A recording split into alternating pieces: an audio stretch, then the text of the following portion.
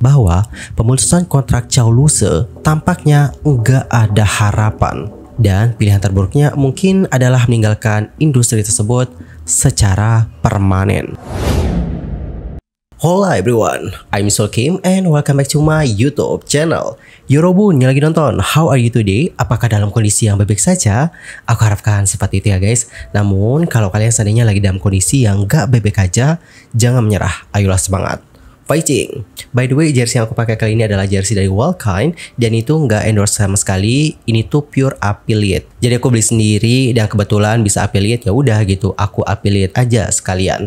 Jujur, ini jersey sesuai banget sih dengan yang ada di gambar dan aku puas sih karena jerseynya juga nyaman dipakai, terutama di tengah cuaca yang panas. Dan untuk bahan-bahannya dry fit guys. Buat yang tertarik bisa langsung cek tag produk. Alright, kita lanjut ke pembahasan. Jadi dalam video kali ini kita bakal bahas tentang beberapa topik yang lagi ramai banget diperbincangkan, khususnya adalah tentang hal-hal yang berhubungan dengan China, mulai dari live streaming yang ada di Douyin hingga update dari Chow Lutze. Kita mulai dulu ngebahas tentang drama yang terjadi saat siaran langsung di Douyin. Guys, sekedar untuk informasi, Douyin itu kayak TikTok tapi versi Cina-nya atau khusus Cina. Alright, berbicara mengenai yang lagi viral, kalian udah nonton gak sih video yang ini? Jadi dalam siaran langsung itu mereka kayak lagi main game yang gimana ya, balikan botol gitu loh guys, dan yang berhasil nanti bisa getok gitu lawannya gitu. Yang menjadi drama adalah ketika bagaimana si cowok akhirnya ngebalas bagaimana getokan dari si cewek yang pada akhirnya ngebuat si cewek terjatuh, dan aku nggak tahu siapa itu pingsan atau enggak, tapi intinya ngebuat ceweknya itu kayak benar-benar sakit banget kelihatannya. Adapun cuplikan videonya seperti ini, mari kita simak bersama-sama.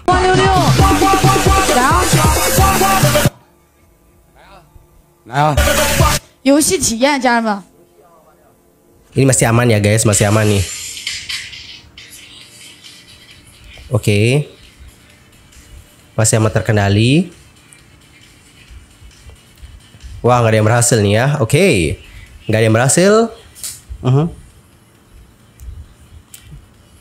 Oke, ya masih aman-aman aja. Berhasil ceweknya. Wow. Oke, masih biasa lah, masih biasa. Cowoknya tetap tersenyum ya. Sampai bengkok loh itu. Bukan sampai bengkok, tapi sampai apa sih? Ya berbekas gitu loh pancinya. Sampai kayak kopong itu loh. Makanya dipukul-pukul sama si MC cowoknya. Oke, nggak ada yang berhasil. Wow. Si ceweknya udah mulai gini ya, udah agak ini, udah mulai nih gitu timbul emosi. Wow, sampai lompat. Oh my god, si cowoknya tetap tersenyum ya, tersenyum-senyum gitu. Oh, gila. Sampai pakai kaki guys, sampai pakai kaki yang MC cowoknya untuk ngeratain lagi tuh panci. Aina, serem juga ya. Oke, ini udah mulai memanas nih dan wow. Duh. Aina, ceweknya udah bener-bener gedak banget ya, gila. Wow.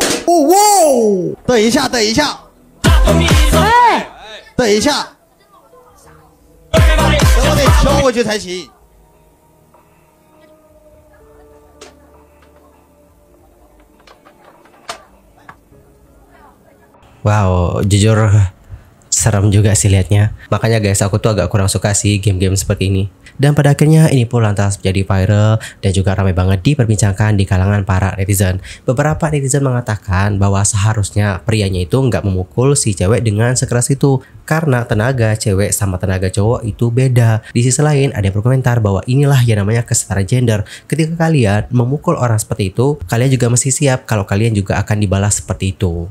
Begitu teman-teman. Dan terbaru beredar nih guys cuplikan ketika pria tersebut seperti meminta maaf kepada wanita tersebut. Namun sorry banget, aku nggak bisa ini ya, nggak bisa terlalu bahasa Cina gitu ya kan, jadi aku nggak bisa terjemahin seperti apa statement lengkap dari si pria tersebut. Aku nggak bisa terjemahin. Tapi dalam cuplikan ini untuk wanita yang digetok tadi itu nggak tampil teman-teman, nggak ada. Dan terlihat mereka itu berkomunikasi melalui duet di TikTok. Tahu nggak yang fitur duet itu? Nah, kayak gitu. Ceweknya di sini nggak kelihatan tapi mukanya. Dan terlihat si cowoknya itu sampai gini-gini ya, nunduk-nunduk minta maaf. Dan di sini kan kita juga melihat ya ada host wanitanya ya. Nah, si cowok itu seperti kayak diminta lagi untuk main game. Terus si hostnya ini terlihat seperti kayak pengen getokin kepala si cowoknya guys. Adapun untuk cuplikannya seperti ini, coba kita lihat bareng-bareng ya. Disuruh gitu ya kan beli botol. Berhasil. Aduh, digetok dia kepalanya guys. Terus ditahan-tahan terus nih sama si cowoknya. Kemudian setelahnya wanita tersebut mengeluarkan sebuah dokumen dan kita juga diperlihatkan di belakang layar seperti apa isi dokumennya. Setelah aku coba pakai fitur Google Translate, seperti inilah bagaimana kurang lebih isinya. Tapi ada beberapa yang kita nggak bisa bacain guys, karena kayak tertutup gitu guys sama kepala-kepala para telenya di sini. Kamu menandatangani perjanjian kerjasama penyiaran langsung yang selanjutnya disebut dengan kontrak dengan perusahaan kami. Sebagai tuan rumah, kamu harus bekerja sama dengan perusahaan kami dan melakukan secara langsung serta aktivitas hiburan secara ketat sesuai dengan peraturan. Jadwal kamu adalah platform Huaishu. Nama panggilan Wan Liu Liu. Setelah kontrak ditandatangani, Anda gagal melakukan apa yang telah disepakati dan diatur dalam kontrak, dan kini diketahui bahwa Anda telah melanggar kontrak. Karena Anda gagal memenuhi kewajiban kontrak dan melanggar pengaturan secara langsung perusahaan tanpa izin, mulai tanggal 4 Januari 2025, kami secara resmi akan berhenti mengatur agar Anda berpartisipasi dalam aktivitas penjualan kelompok perusahaan, berhenti mendukung traffic Anda, dan mengubah formulir kerjasama antara kedua pihak dengan model kerjasama online. Mengingat perilaku Anda yang merugikan hak dan kepentingan sah kami, perusahaan kami dengan ini menuliskan hal berikut. Yang pertama, Anda harus berhenti berpartisipasi dalam kegiatan kelompok segera setelah Anda menerima surat ini dan menyerahkan hal-hal terkait dalam waktu 3 hari. Yang kedua, bekerja sama dengan pengaturan secara langsung perusahaan sesuai dengan kontrak dan hukum, sekaligus menegosiasikan rencana secara langsung online untuk mengubah bentuk kerjasama kedua pihak. Yang ketiga, dilarang berpartisipasi dalam siaran grup perusahaan dan aktivitas kolektif terkait tanpa konsultasi antara kedua belah pihak. Di sisi lain, dalam cuplikan yang dibagikan di TikTok, terlihat bagaimana pria itu yang mengatakan bahwa dirinya siap menerima hukuman apapun atas apa yang telah dia perbuat. Lalu untuk sang wanita mengatakan bahwa dirinya menghukum Wan Liu Liu dengan tetap tinggal di sana atau kayak nggak meninggalkan tempat tersebut. Di sisi lain, usai melihat bagaimana drama ini, beberapa netizen lantas memberikan berbagai macam reaksi. Kalau kalian lihat di Douyin ya guys, ada yang bertanya-tanya, ini tuh real nggak sih? Atau ini tuh cuma borongan? Maksudnya apakah ini real or fake atau settingan? Mengingat bagaimana jejak digital mereka yang memang kerap kali bercanda seperti ini. Jadi tidak mengherankan jika ada netizen yang seperti kayak bertanya-tanya, apakah ini real atau settingan saja. Di sisi lain ada juga yang merasa iba dan juga simpati terhadap Wan Liu. Dan beberapa netizen di Douyin berkomentar seperti ini guys. Wan Liu Liu diintimidasi di tempat kerja. Apa yang dilakukan orang-orang ini? Saudara laki-laki dengan mikrofon ini adalah pria sejati yang layak untuk dikencani. Pria, apakah kamu sudah cukup memukul? Sekarang giliranku. Wan Liu Liu benar kok. Gak ada yang salah dengan itu, karena lawan sedang melakukan yang terbaik, aku juga akan melakukan yang terbaik. Artinya adalah kayak gak ada yang salah gitu. Si lawannya memukulnya dengan cara seperti itu, jadi ya dia juga akan melakukan hal yang sama.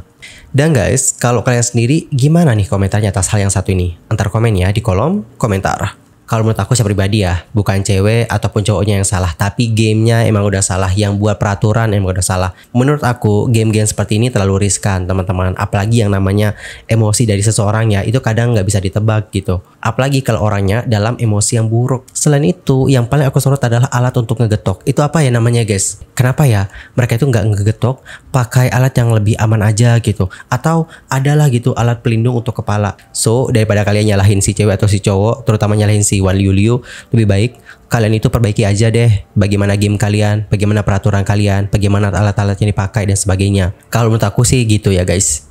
Dan sekarang kita akan lanjut ke informasi yang berikutnya. Kita bakal bahas tentang update berita dari Chow Luse, terutama tentang bagaimana kontrak dari Chow Luse. Akankah Chow Luse dapat berpisah dengan agensinya saat ini? Nah teman-teman, sebelumnya Chow Luse menunjukkan penggemar usai dia dikabarkan mengalami gejala afasia atau kondisi yang mempengaruhi kemampuan komunikasinya.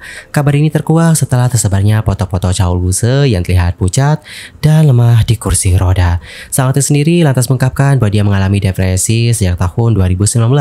Depresi yang ia alami tidak hanya mempengaruhinya secara mental, tetapi juga secara fisik yang membuatnya mengalami berbagai gangguan kesehatan seperti alergi kulit, nyeri sendi, hingga kehilangan pendengaran sensori neural. Di sisi lain, perusahaan manajemen dari Chow Luse itu telah menanggapi berbagai tuduhan. Mereka mengklaim bahwa tidak ada perbedaan pendapat mengenai rencana kerja di antara mereka. Hal ini menyusul unggahan Chow Loo-se di Weibo, di mana dia mengungkapkan bahwa depresi yang dialaminya bermula dari perundungan yang dilakukan oleh perusahaan selama bertahun-tahun. Pada tanggal 1 Januari, perusahaannya mengeluarkan pernyataan mengatakan bahwa perusahaan selalu bersikap tegas terhadap Chow Loo-se dalam menangani kesulitan yang dihadapinya dan secara aktif menyelesaikan masalah yang muncul. Pihak manajemen juga menambahkan bahwa mereka sepenuhnya menerima masukan dan saran rasional dari semua pihak dan merefleksikan secara mendalam serta meminta maaf dengan tulus atas kekurangan dalam pekerjaan yang telah dilakukan. Mereka juga menekankan guys bahwa pihaknya tidak akan menoleransi pihak yang mengarang cerita dan menyebarkan fitnah jahat. Manajemen lantas menambahkan dengan mengatakan, kami mohon maaf sekali lagi karena telah menduduki sumber daya publik dan atas nama Chow Loo-se, kami juga berterima kasih kepada semua orang atas perhatiannya. Akhirnya kami dengan tulus berharap agar semua orang dapat memberikan Loo-se waktu dan juga ruang untuk memulihkan diri dan menunggu kepulangannya. Terima kasih sekali lagi atas pengertian dan dukungan Anda dan semoga Anda semua mendapatkan tahun baru yang bahagia. Alright teman-teman, jadi seperti itulah bagaimana statement dari pihak manajemen. Dan dengan kedua belah pihak itu tetap berpegang pada cerita mereka, akhirnya menciptakan efek Rashomon. Apa itu efek Rashomon? Sekedar informasi, efek ini merujuk pada kejadian ketika peristiwa yang sama dijelaskan dengan cara yang sangat berbeda dan seringkali bertentangan oleh orang-orang yang terlibat. Di sisi lain, banyak netizen yang menunjukkan alasan mengapa Chow Loo-se mengambil tindakan seperti itu dan 3 skenario yang paling mungkin dihadapi di masa depan. Adapun untuk sumbernya ini aku ambil dari China Times News Network. Jadi guys, di sumber itu disebutkan bahwa dulu saat sang artis jatuh sakit, mereka sering memilih untuk menyembunyikannya dan tidak sengaja untuk mempublikasikannya. Namun, kali ini teman-temannya Chow Loo-se itu maju dan juga speak up. Bahkan setelah mendapatkan kembali kendali atas Weibo-nya sendiri, Chow Loo-se secara pribadi mengunggah tuduhan terhadap pelanggaran perusahaan. Kemudian mengungkapkan masa lalunya yang tak tertahankan dan bahkan mengungkap perjuangannya melawan depresi. Dia juga mengunggah video di platform tersebut tentang upayanya untuk dapat pulih. Tindakan dari Chow Loo-se tersebut dianggap telah menunjukkan persisihan total dengan perusahaan manajemennya. Dengan publik yang lantas menduga bahwa Chow Loo-se itu tidak ingin menyelesaikan masalah tersebut dengan membayar pemutusan kontrak secara damai. Sebagai tanggapan, mantan manajer Chow Loo-se mengungkapkan dalam sebuah unggahan di sosial media bahwa Chow Loo-se menandatangani kontrak dengan Galaxy Entertainment pada September tahun 2016. Jika kontraknya hanya 10 tahun, maka Chow Loo-se hanya perlu bertahan selama 1,5 tahun lagi untuk dapat berpisah dengan damai. Namun, Chow Loo-se disebutkan tidak memilih jalan ini, yang menunjukkan bahwa seperti yang dikabarkan, jangka waktu kontraknya melebihi 10 tahun. Mengikuti praktik industri di mana kontrak semacam itu biasanya berlangsung setidaknya 12 tahun. Dan melihat bagaimana situasi saat ini, perusahaan manajemen disebut tidak mau berkompromi. Beberapa netizen menganalisis bahwa jika Chow Loo-se ingin keluar, salah satu caranya adalah membayar denda. Namun, sebagai bintang populer yang lahir pada tahun 95, jumlah denda bisa sangat tinggi, mungkin di luar kemampuan Chow Loo-se. Dan jika Chow Loo-se nggak bisa bayar denda, pilihan keduanya adalah tetap bersama dengan Galaxy Entertainment sampai kontraknya berakhir. Namun, jika perusahaan membalas dendam nih dengan mengeluarkannya dari proyek karena insiden ini, Chow Loo-se mungkin saja bisa dikesampingkan setidaknya selama 4 tahun. Wow, dicatat itu kalau agensinya melakukan hal tersebut, terutama jika kita mempertimbangkan tentang bagaimana pernyataan dari manajemen yang sebelumnya yang diakhiri dengan mengatakan, kami sungguh-sungguh berharap semua orang dapat memberikan Loo-se waktu dan juga ruang untuk memulihkan diri dan menunggu kepulangannya. Nah teman-teman, statement yang mengatakan nunggu kepulangannya itu disebutkan seperti mengindikasikan niat perusahaan untuk tidak membebaskan Chow Loo-se dari kontrak. Seorang sutradara yang bernama Wang Zauda juga membahas masalah ini, di mana sang sutradara mengatakan bahwa Chow Loo-se mungkin sudah siap secara mental untuk hasil seperti itu. Namun, dalam industri hiburan yang sangat kompetitif, tersisi selama bertahun-tahun dapat mengubah bintang papan atas menjadi seseorang yang berjuang untuk bangkit kembali. Media yang menganalisis seluruh masalah tersebut juga percaya nih guys, bahwa pemutusan kontrak Chow Loo-se tampaknya enggak ada harapan. Dan pilihan terburuknya mungkin adalah meninggalkan industri tersebut secara permanen. Waduh, sebagai penggemar juga pasti cukup khawatir ya dengan hal ini gitu. Terlebih dengan bagaimana kemungkinan-kemungkinan yang sudah dibeberkan tadi. Lantas gimana ya pada akhirnya ya? Akankah Choluse akan tetap di agensi tersebut? Atau Choluse akan keluar dari agensi tersebut? Atau Choluse meskipun udah kembali ke agensi tersebut dapat kembali beraktivitas? Ataupun sebaliknya, gimana ya ke depannya? Apapun itu yang terbaik aja buat Choluse, semoga diberikan kemudahan untuk segalanya. Keep fighting! Dan guys, susah mendengarkan bagaimana kabar yang satu ini, gimanakah perasaan kalian? Nanti sampaikan ya di kolom komentar. Anyway teman-teman, cukup sekian aja untuk pembahasan mengenai update berita terbaru dari Choluse. Dan kita akan jumpa lagi di video berikutnya dengan informasi terbarunya. Aku Yusul Kim pamit, dan aku juga mohon maaf kalau ada kesalahan, baik itu dalam ucapan, sikap, tindakan, dan mungkin ada kesalahan informasi, mohon koreksinya. Sampai jumpa semuanya dan selamat beraktivitas. Goodbye everyone. Guys, di akhir video ini aku izin ya untuk affiliate produk-produk face care yang cocok buat para pejuang jerawat. Kita mulai dulu dari facial foam ya guys. Kalau facial foam sendiri, kalian mungkin bisa coba facial foamnya JF yang anti acne. Nah, facial foam ini mengandung beberapa kandungan yang cocok banget untuk merawat kulit kalian yang berjerawat. Terus aku juga punya serum yang bagus-bagus banget. Ada produk lokal dan juga ada produk dari Korea nih guys. Nah, kalau produk lokal ini mereknya adalah Clean Face Acne Care Serum, yang mana produk ini diformulasikan dengan niacinamide dan natural BHA yang dapat merawat kulit yang berjerawat, menyamarkan noda bekas jerawat, dan juga membantu mencerahkan kulit wajah. Ini juga udah halal ya by the way, dan harganya juga murah banget guys.